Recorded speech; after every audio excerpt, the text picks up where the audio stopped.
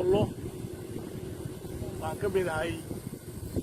community-ga Soomaaliyeed oo halkaas degan baan ka mid ahay waxa weeyaan markaan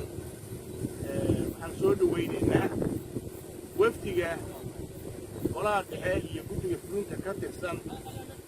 oo golaha ONLF-ta xisbiga ka socota baan soo dhawaynaynaa waxaan kaleetoo salaan u diraynaa diiran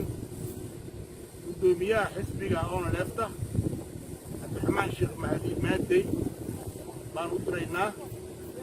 iyo guddiga fulinta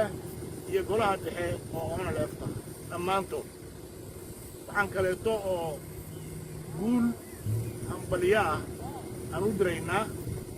oo aan u rajaynaynaa ummadda Soomaaliyeed oo ilaahay u kacshay xisbiga ONLF u kacshay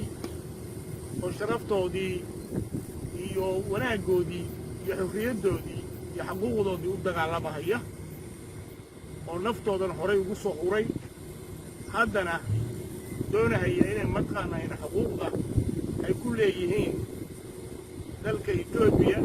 qaybtay ka degan yihiin ay si xaqsoora uga helaan oo u soo dhacshaan iyagoo u maraya waddada dimuqraadiyadda iyo doorashooyinka ee ku dhisan qof iyo cod ku dhisan walaalayaal waxaan mataqaanaa idhi anoo ku hadlaya magacii mar labaad deegaanka kan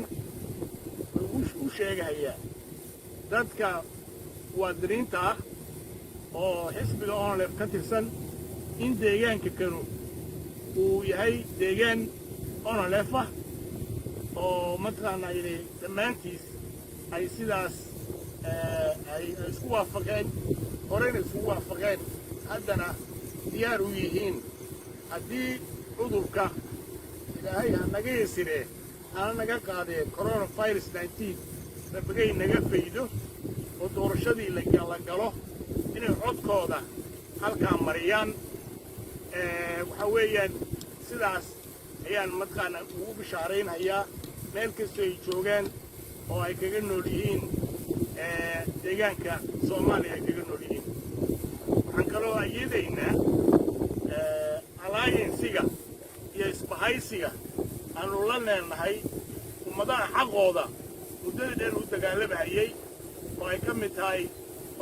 Oromo Liberation Party uu ka mid yahay iyo kuwa kaleetoo dhammaantood baanu mataqaanaa ayadaynaa waxaan kaloo ayadaynaa xisbiyada Soomaaliyeed oo qabaa'ilka Soomaaliyeed qaarkood samaysteen haddana isbahaysiga la samaystay iyo gacansaarka iyo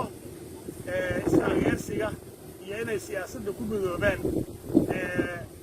xisbiga ONLF mataqaanaa majority-ga ka talinahaya deegaanka kan waxaan kaleetoo ugu rajaynayaa in ilaahay waafiqdana waafajiyo in ilaahay mataqaanaa midnimadeena soo cesho in ilaahay nagu guuleeyo hadafka iyo fishinka aan leenahay oo aan la rabno inaanu ummadeenna dulligii uga saarro iyo dibadhicii soo maray waana mahadsantihiin